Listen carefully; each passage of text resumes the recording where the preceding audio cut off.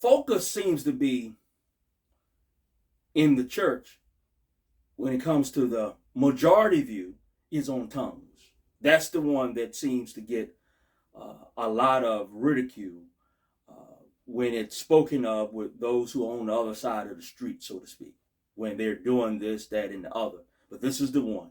And I'm going to say this, sometimes it's mocked, and I don't care for that at all, because we're going to see this. We may not see it today, but we can't mock something to the point where it's, you may believe it's wrong, okay, but to mock it, you shouldn't mock anything when it comes to that.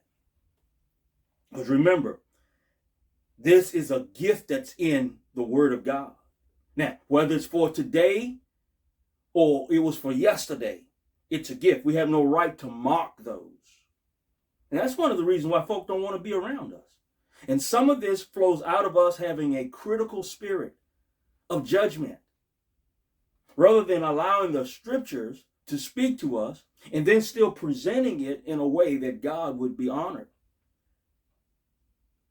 I don't care for those who, and I've seen it done, you think someone is in a church and that's what goes on in that church, and then, because they'll make the announcement, I'm from, this particular fellowship, and then just start bashing, this. Wait a minute, we're not even talking about this. We're in worship.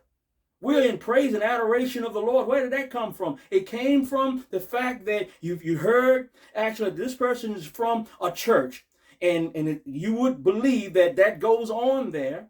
Well, if you're going to teach that, you have to go to the scriptures. You have to say what the Spirit of God has said about it, and do it in such a way that that person would want to come back and hear the word of God again from you. And it doesn't have anything to do with the message.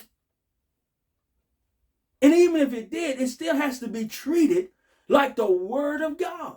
See, that's why folk don't want to deal with some of us, and I'll be honest with some denominations, because we are so critical. We're so legalistic. And some of you may think, I'm legal. I'm not. Listen, I believe that we can do whatever we want to do after we love God with all our heart, mind, soul, and strength, and love our neighbor as we love ourselves. We are free to do whatever we want to do. And I'm not legalistic in the sense, the unbeliever is smoking his cigarettes. He's drinking his beer. He's going to the club. What else are they going to do? I'm like Dr. McGee when it comes to that. Listen, if they're going to die and go to hell, they ought to just suck this world dry.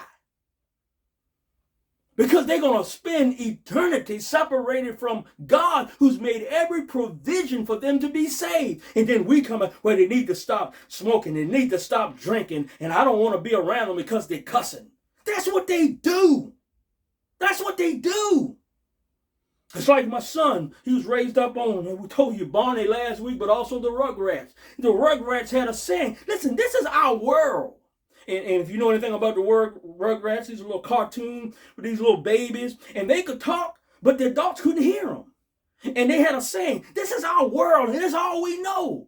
When you're in the world, that's all you know. I'm not going to bother you because you live in this way. Listen, I'm going to let you know that you need to be saved. Saved.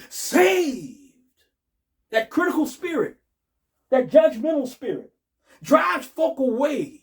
It repels people. Folk don't want to be around you because they figure you're going to find fault with them. Some of us, whenever we go, we got to let folk know we're a preacher. We got to let them know. We can't just let it come out by the Spirit of God. We're going to do something. We're going to say something. Because we want to be in the limelight. I'm going to tell you, we want to know what that is? That's that old Pharisaic spirit. Because we figure we ought to be treated special. Why? Why should I be treated special? Listen, if you know that I serve the Lord, and yeah, I fumble, I fall, I have difficulty, but bless God, I get up. I don't need nobody treating me special. Treat me humane. You don't have to put me on a pedestal. Some of us, we can't go nowhere. We got to let everybody know that we're a preacher. Everybody know we're a pastor. Now, don't do that because I'm this. Let me tell you something. We are what we are by the grace of God. Somebody come to your church and they make the announcement that they from, a certain denomination, and you think that it's your time now to fix them, to tell them what they need to know. Listen, they ought not come back. They ought not come back if it was not in the text. And it's not in your briefcase to deal with. Because matters like this take time to deal with it. And then we wonder why we're not loving folk. Folk don't want to be around us to be loved. Critical spirit. Won't get the job done. Somebody show up, and I believe that the church ought to look like the nations. I believe we ought to have everyone in our church from every nation. You say, yeah, I believe that. Okay, there are churches that don't. So if someone shows up and they happen to be Caucasian, I've heard, preachers get up and they see that Caucasian brother or sister sitting there. Now they ready to want to go back and talk about what their ancestors did to our ancestors. Man, you got to be kidding me. You got to be kidding me. How can we do this? And then we wonder why folk don't want to be around us? Have nothing to do with us? What kind of love is this?